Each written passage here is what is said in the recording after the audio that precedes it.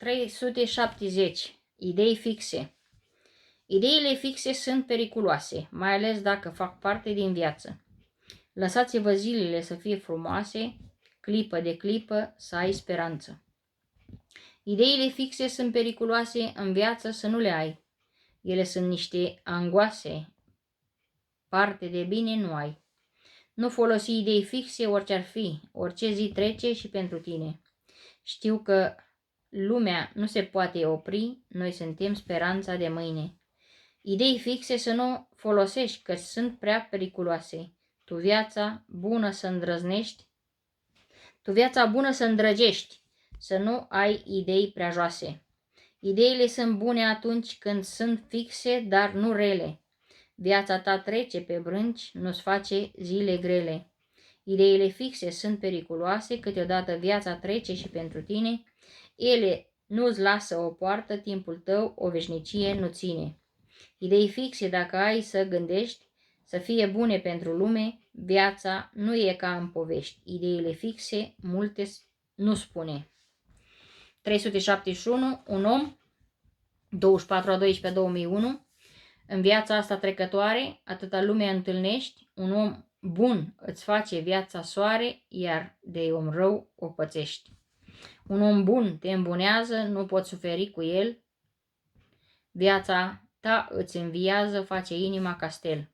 Cel nebun te înnebunește, preț pe viața ta îți pune, iar cel prost și prostește îți face viața tăciune. Răul te face rău, zilele îți sunt reduse, parcă-i posesorul tău, timpul tău de aici apuse. Omul bun te îmbunează, iar cel rău te rătăcește. Viața trece, nu se așează, de acel om tu te ferește. Te gândește, te ferește, peste nebun să nu dai, că timpul ți-l răsucește, viața-ți face ca un scai. Viața ta e prețioasă, timpul trece tot oricând, omul rău e ca o coasă, pe cel bun să-l ai în gând. 372, la fel, 27/12/2001. La fel cum m-ai iubi, te-aș iubi, dacă te-aș găsi, te-aș săruta. Ca noi pe lume n-ar mai fi, unul pe altul ne vom adora. Eu te-aș iubi dacă m-ai iubi la fel și în lumina vieții vom dansa un veac al dragostei la un castel, cu fericire îl vom înconjura. Cum m-ai iubi, la fel eu te-aș iubi, cu sărutări ne-am alinta, o viață întreagă fericiți am fi și unul de altul noi vom asculta.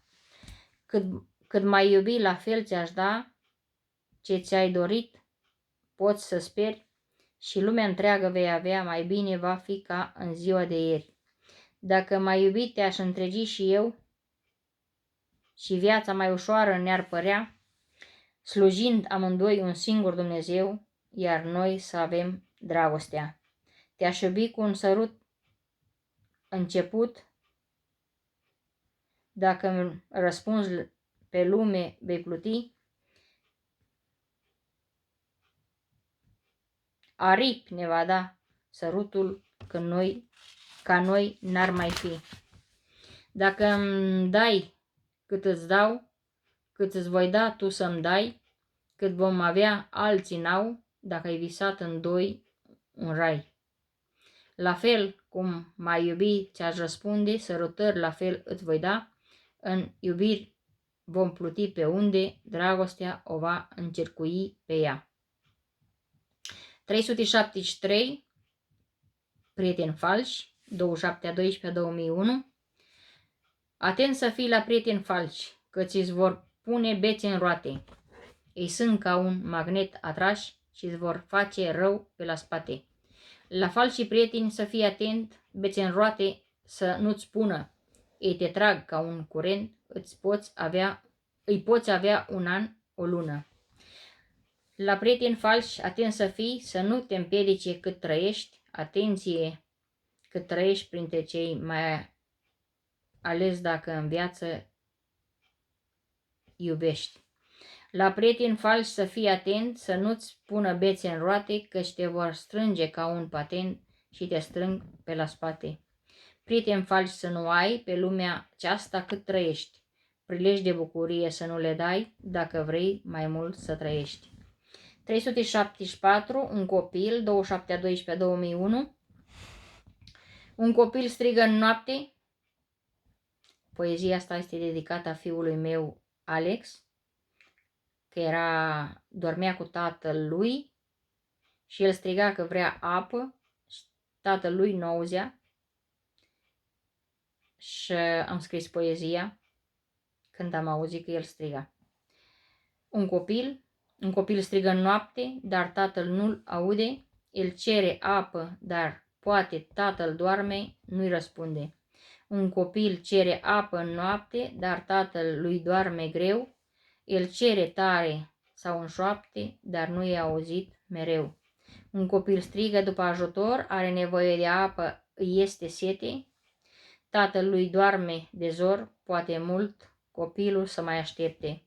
E întuneric și copilul strigă să-i dea apă tatălui. El doarme, parcă-i mămăligă, nu aude glasul copilului. Un copil cere apă noaptea, dar tatălui doarme dus. Nu-l aude nimeni de-ar vrea, e greu de el de ajuns. Nu poate ajunge la apă în noapte chiar dacă vrea să bea. Tatălui doarme la spate, copilul strigă degeaba vrea. În noapte un copil cere apă, dar tatălui nu-l aude de somn. Dacă ar fi ziua copilul să adapă, n-ar striga încă la acel om.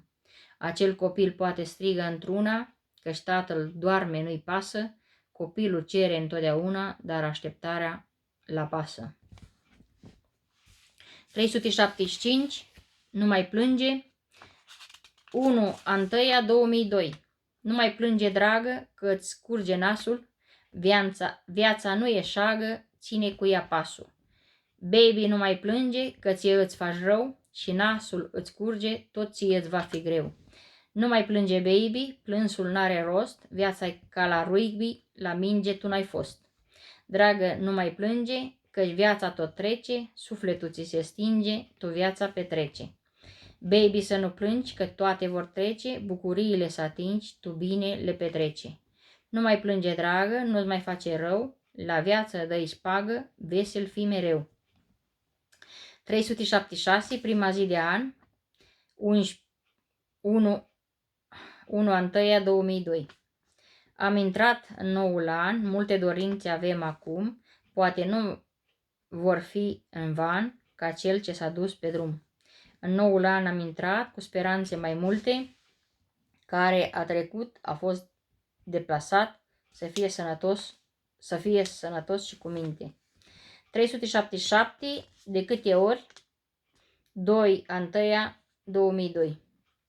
De câte ori mă doare ceva, îl blestem pe cel care mi-a adus suferința.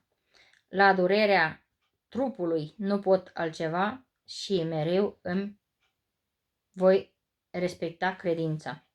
Câte ceva mă doare mereu și îl blestem pe acela care suferință a adus în sufletul meu și regrete în sine n-are.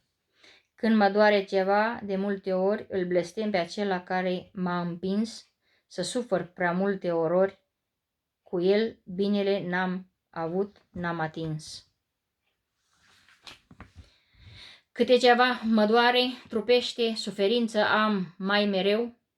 Poate că suferința se potolește și cât de curând mă va scăpa Dumnezeu.